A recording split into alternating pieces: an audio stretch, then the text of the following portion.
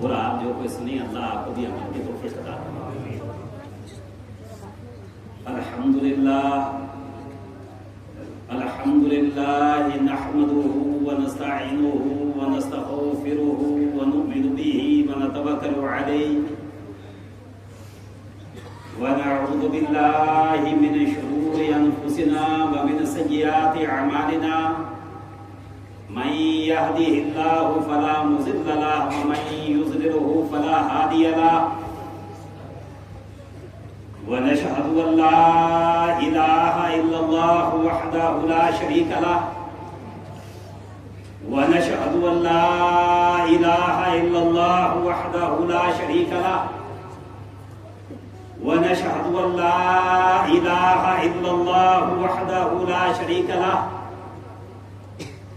ونشهد أن سيدنا ومولانا محمدا عبده ورسوله وصلى الله عليه وعلى آله وأصحابه وأزواجه وذرياته وسلم تسليما كثيرا كثيرا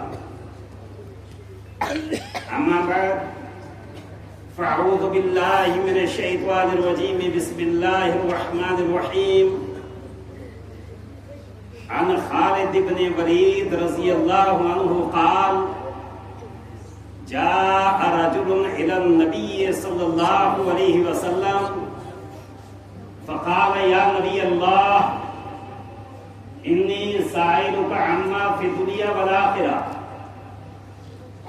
فقال النبي صلى الله عليه وسلم سل عما بدا لك فقال يا نبي الله إني أحب أن أكون أعلم الناس قال اتق الله تعالى تكن أعلم الناس أو كما قال عليه الصلاة والسلام آمنت بالله صدق الله مولانا العظيم وصدق رسوله النبي الكريم ونحن على ذلك لمن الشاهدين والشاكرين والحمد لله رب العالمين جزا الله عنا محمدا ما هو أهله جزا الله عنا محمدا ما هو أهله جزا الله عنا محمدا ما هو أهله منزل سے آگے بڑھ کر منزل تلاش کر منزل سے آگے بڑھ کر منزل تلاش کر مل جائے تجھ کو دریا تو سمندر تلاش کر۔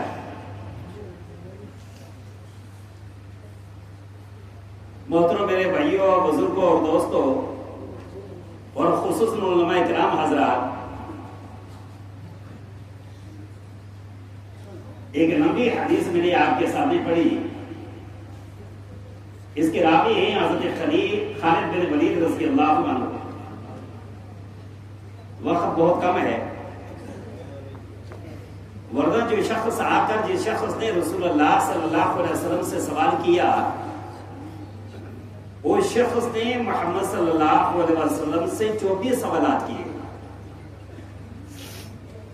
مجھے لگ رہا ہے اس مختصر وقت کے اندر 24 میں سے شاید میں آپ کو ایک کا بھی جواب پورا نہ دے سکتا۔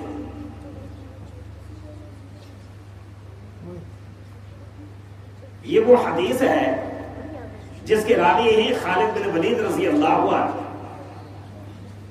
اس کے بعد میں ذکر کروں گا وہ کوئی شخص آیا، اس نے کیا کلام کیا اور محمد رسول اللہ صلی اللہ علیہ وسلم نے جواب کیا دیا۔ ابو العباس مستغفری رحمت اللہ علیہ جو محدث ہیں، انہوں نے اس حدیث کو سننے کے لیے سفر کیا ہے۔ یہ بصرہ سے آپ نے سفر کیا، مصر جا کر پہنچے اور مصر میں تھے ابو حامد مصری رحمت اللہ علیہ۔ ان سے کہا میں ایک حدیث آپ کے سننے کے لیے آیا ہوں، حدیث یہ ہے جس کے راوی ہیں خالد بن ولید رضی اللہ عنہ، آپ مجھے سنا دیجیے۔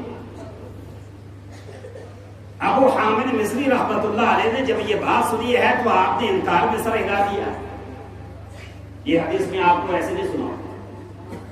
انہوں نے کہا کہ کہنے لگے اگر واقعی آپ کو یہ حدیث مجھ سے سننی ہے جس کے راوی ہیں خالد بن ولید رضی اللہ عنہ، پھر آپ کو 1 سال کے روزے رکھنے پڑے. 1 سال کے روزے رکھو، تاریخ پوری ہو جائے گی، اس کے بعد جا کر میں حدیث سناؤں. کوفہ کے ایک عالم تھے حضرت اعمش رحمۃ اللہ. عبد الملک بن مروان کا جو دور تھا وہ بہت بڑے عالم تھے. ایک تھے حضرت اعمش رحمۃ اللہ علیہ، ایک تھے حضرت عون رحمۃ اللہ. عون رحمۃ اللہ علیہ آئے، اعمش رحمۃ اللہ علیہ کو دیکھا، کوئی بات ہوئی، کچھ کہا، کوئی سنا، جانے لگے، پھر واپس آئے، گڈھے چلنے لگے. اعمش رحمۃ اللہ علیہ نے فرمایا میرے ساتھ مت چلو، ذرا دور ہو کے چلو. وہ اس وجہ سے کہ ذہنی اعتبار سے کچھ چیز ایسی نظر آتی ہے، دیکھنے والا جب دیکھے گا وہ دیکھیں گے دیکھو دونوں کی جوڑی کیسے چل رہی ہے. عون رحمۃ اللہ علیہ نے آگے سے یہ جواب دیا، جو بھی ہماری برائی کرے گا ہم دونوں کی، ہمیں تو مفت میں نیکیاں ملیں گی بن کمائے. عامش رحمۃ اللہ علیہ نے فرمایا ایسی نیکی کا کیا فائدہ ہو جو دوسرے کو نقصان دے کر آپ اپنے کھاتے میں نیکی لگاؤ. نیکی کی بات یہ نہیں ہے کہ کوئی آپ کی برائی کرے اور برائی کرنے کی بنیاد پہ اس کی ساری نیکیاں آپ کے کھاتے میں آئیں. ایمان کی بات یہ نہیں ہے. ایمان کی بات تو یہ ہے لا یؤمن احدکم حتی یحب لاخیہ ما یحب لنفسہ.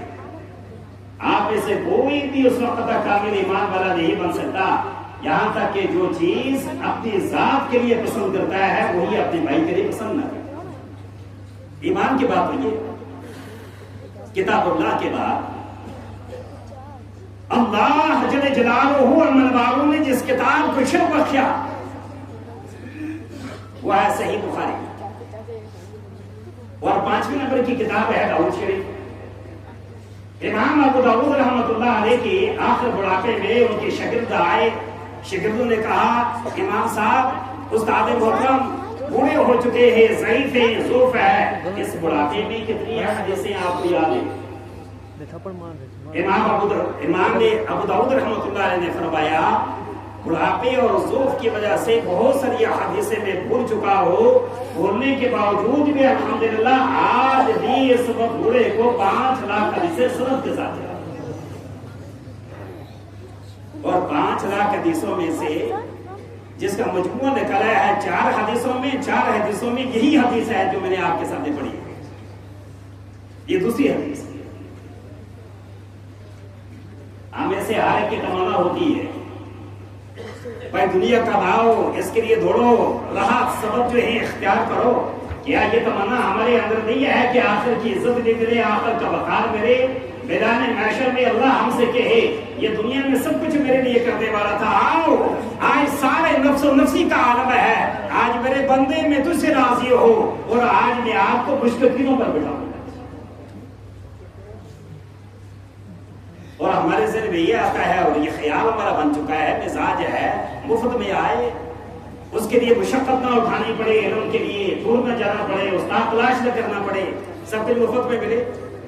وہ ایک آدمی راستے پہ کھڑا تھا، اتنے میں ایک ٹیکسی آئی، ٹیکسی والے کو ہاتھ دیا، اس نے پوچھا کیا کرنا ہے، کہنے لگے مجھے فلاں جگہ جانا ہے، چھوڑ کے آؤ. کہنے لگے کہاں؟ اس شخص نے کہا فلاں. اس نے پوچھا کتنے پیسے لگیں گے؟ ٹیکسی والے نے کہا 250. اس نے کہا سامان بھی میرے پاس ہے، اس کا کیا ہوگا؟